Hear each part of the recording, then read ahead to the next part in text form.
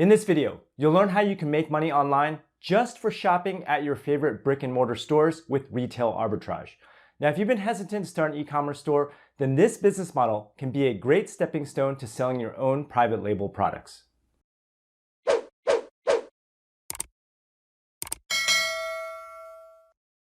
Now, first off, I just want to preface this video by saying that if you're looking to create a profitable long-term e-commerce business, then Amazon retail arbitrage is probably not the answer. But if you don't have a large budget, then retail arbitrage can be a great way to make some quick cash and learn how to sell on Amazon at the same time. Now, the best part about retail arbitrage is that if you enjoy shopping and finding bargains, then you can flip the deals that you find at retail stores like Marshall's, TJ Maxx, Big Lots on Amazon for a profit. Now, on the surface, retail arbitrage is straightforward. All you have to do is buy cheap products at retail stores from the clearance section and sell them on Amazon at a higher price. But when you dig a little deeper, retail arbitrage has several pitfalls that you need to be aware of in order to not lose money. Now, this video will teach you how to get started with retail arbitrage along with the pros and cons of this e-commerce business model. Now, the first question I want to answer is, how can you possibly make money shopping? Well, retail arbitrage is the act of buying inexpensive or clearance products from a retail store and then selling them for a higher price on marketplaces like eBay or Amazon. Now, most sellers prefer Amazon retail arbitrage because you can easily take advantage of price differences between retail stores in your area and Amazon. So here's an example of retail arbitrage in action. In 1995, Tickle Me Elmo dolls became the hottest selling toy in the world, and they were in extremely short supply. And even though the toy only cost $30, retail arbitragers would buy and sell Tickle Me Elmo dolls for more than $1,000 on secondary marketplaces like Amazon and eBay. Now, is retail arbitrage legal? Well, retail arbitrage is 100% legal. Retailers cannot legally prevent a consumer from reselling their products as long as the merchandise was legally acquired. As a result, you can sell popular name brand products like Lego, Sony, and Apple online. And you do not need permission or a special license to do so. Now, if you browse the listings on both Amazon and eBay, you'll find that there are many sellers selling other people's brands. A significant amount of products offered on Amazon and eBay are not sold from the same retail store where the seller originally purchased the item. Most of these sellers are not buying their products wholesale either. In fact, the legality of retail arbitrage was tried in the US Supreme Court, who ultimately ruled that retailers cannot stop anyone from selling their products if their merchandise was legally acquired. So overall, you are allowed to sell any legally purchased merchandise online, but when it comes to selling on Amazon and eBay, you also must obey their rules. So for example, Amazon may require express approval from the manufacturer in order to allow you to sell on their platform. In most cases, your ability to sell on a marketplace is not a question of legality, but more a matter of following a marketplace's selling policies. Now today, many larger brands will not allow you to sell their products on Amazon without their approval. So here's how retail arbitrage works. You buy a product from a retail store that sells for significantly lower than the marketplace on Amazon or eBay. You then list the item on Amazon FBA at a 3x or higher markup, and then you pocket the difference between your cost and the selling price minus marketplace fees when your item is sold. Now, most retail arbitrage sellers shop the clearance section at retail shops and are always on the hunt for discrepancies in prices across large marketplaces. Now, if this sounds attractive to you, here's how to get started with retail arbitrage. Now, in order to get started on Amazon, you need to follow these steps in order to make a profit. Step 1, sign up for an Amazon sellers account. When you first start, you should sign up for an Amazon individual sellers account, which is free.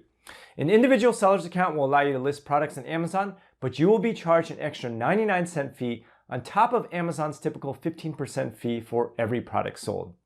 But once you exceed 40 sales per month, you should upgrade to an Amazon Professional Sellers account, which costs $39.99 a month. With an Amazon Professional Sellers account, the 99-cent fee is waived and you get access to additional selling tools for your account. Step 2, go shopping to find products to sell on Amazon. Now, finding great deals is the hardest part about making money with retail arbitrage. Unless you know where to find bargains, you won't be able to make a profit with this e-commerce business model. Here's a list of places to find great deals for retail arbitrage. Thrift stores. Thrift stores often sell new and gently used clothing and household items at rock bottom prices, and most thrift stores don't charge over $5 for most clothing items.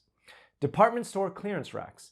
Department stores like Nordstrom's and Macy's must clear out all merchandise at the end of a season by drastically marking them down. So for example, you can expect heavy discounts from summer goods once autumn rolls around. Walmart or Target clearance sales.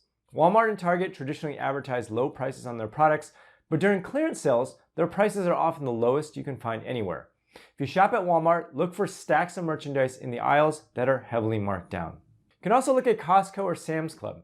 Shopping at warehouses like Costco requires an annual paid membership, but you can't beat their prices. Like any other store, Costco and Sam's Club occasionally run clearance sales where you'll be able to find extremely low prices. You can also look on eBay. By monitoring eBay, you can almost always find an auction for a product at drastically reduced prices compared to Amazon and vice versa. So take advantage of these price differences to make a profit. You can also look at dollar stores. Dollar stores often sell products for $1 that are selling at retail prices on Amazon. You can shop at outlet malls. Large retailers send their excess goods to outlet stores to be sold at clearance prices. If there's an outlet mall in your area, you can visit a bunch of outlet stores in a single trip to find some great deals. And then finally, there are liquidation stores. Amazon return pallets are large chunks of Amazon returns that are sold sight unseen to any seller willing to buy in bulk.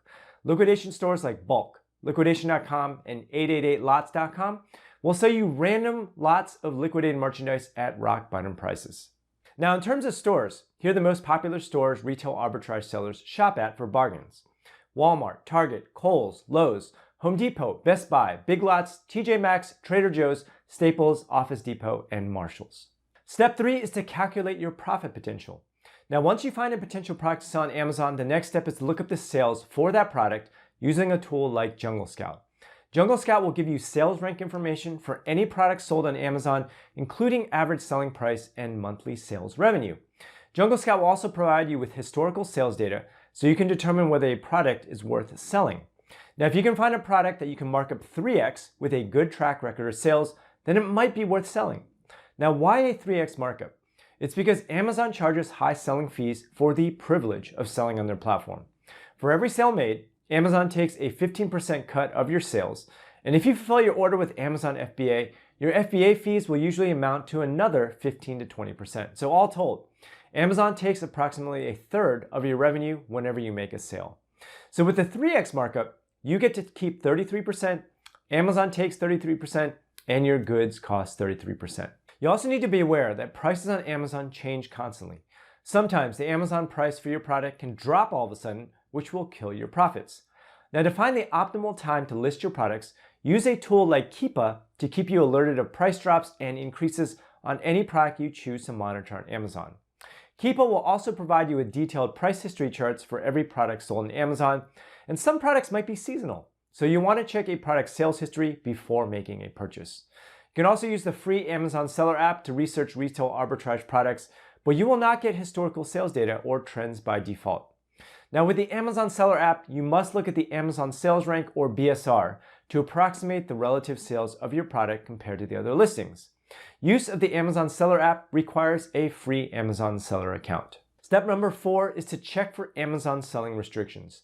Now, before you can list a product for sale on Amazon, you must check for product restrictions using the Amazon Seller app or the Check Permissions Chrome extension. Simply download the Amazon Seller app to your phone and perform a search for the product you want to sell. If you see a green check mark next to selling eligibility, you are allowed to sell this product on Amazon. Step 5, look for coupons. Many retailers offer coupons which can be stacked on top of the great deals you find in the clearance section. For example, Bed Bath & Beyond always gives out a 20% coupon that can be used to boost your ROI. But overall, you should join the email list of as many retail stores as you can find so that you receive their deals and promotions as soon as they are launched. There are also online deal sites like Retail Me Not that constantly post coupons for large retail shops. Step 6, check the sales velocity for your product. Just because you find a great deal doesn't necessarily mean that your product will sell. If you choose an item that doesn't have high sales velocity, then you could be stuck with unsold inventory. As a result, you should use a tool like Jungle Scout to check how well your product is selling on Amazon. Jungle Scout is an extension of the Chrome browser that allows you to research how much revenue any product is generating on Amazon. You can also look up a product's sales history to check for seasonality and recent volume of sales. And ideally, you want to sell a product that yields at least 3,000 units of sales per month. Step 7, send the products to Amazon FBA. If your product checks all the boxes for a profitable retail arbitrage product, The final step is to ship your product to an Amazon fulfillment center. Now, it's important to note that you don't have to use Amazon FBA to fulfill your orders, but Amazon FBA allows you to have the Amazon Prime badge, which gives customers free 2-day shipping. Now, the Amazon Prime badge will also increase your conversion rate roughly 3x compared to merchant fulfilled listings. But overall, the cost of Amazon Prime is very reasonable, and most retail arbitrage sellers use Amazon FBA to avoid inventory and fulfillment. Now, the million-dollar question is, can you make money with retail arbitrage? Well, you can definitely make money with retail arbitrage, but your income is limited by the number of hours in a day you can shop for goods.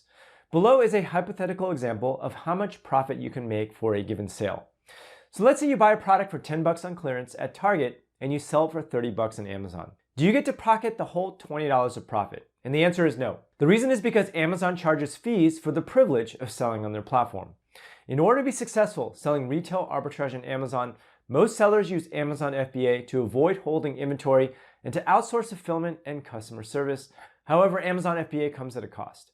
First off, Amazon takes a 15% cut of your sales right off the bat. And if you choose to use Amazon FBA, the Amazon FBA fees will usually amount to another 15 to 20%. So all told, Amazon takes approximately a third of your revenue whenever you make a sale. As a result, in order to be successful selling retail arbitrage on Amazon, you must be able to mark up your goods at least 3x. This way, your product costs you a third, Amazon takes a third, and you get to keep a third. For example, if you find a cheap widget in the clearance section of Target for $10, you better be able to sell it for $30 on Amazon, otherwise you're not going to make much money. Now, in our hypothetical example earlier, you would make roughly $10 in profit from a $30 sale.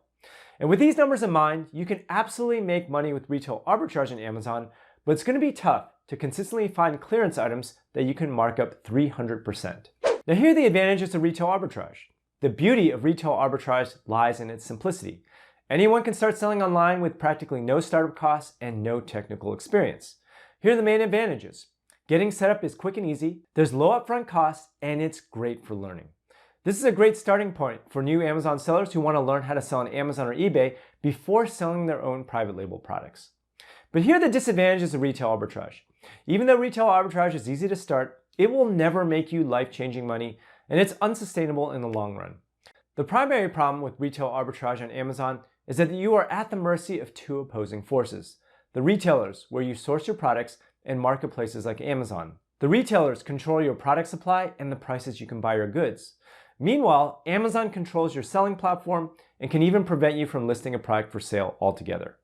Here are the main disadvantages of retail arbitrage. You don't control your product supply. I've been selling online for over 13 years with my e-commerce store over at Bumblebee Linens. Now, we sell handkerchiefs and linens under our own private label brand, and we have many wholesale suppliers who keep our inventory flowing from month to month. Over time, we've developed strong relationships with our vendors, and we have full control over our supply chain. This means that we don't have to physically go hunting for new deals every day like a retail arbitrage seller. When we're about to run out of inventory for a particular SKU, we simply place another order and it arrives at our doorstep.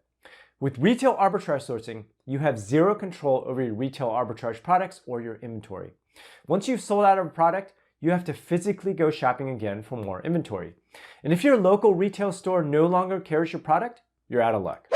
You also don't control pricing or your margins. When you source your products from a factory or distributor, you own your product and you have a fixed cost of goods. And this gives you the ability to set prices and control your margins. For example, because I own my own brand at Bumblebee Linens, I can set my prices however I want and no one can comparison shop because I'm the only seller of my products.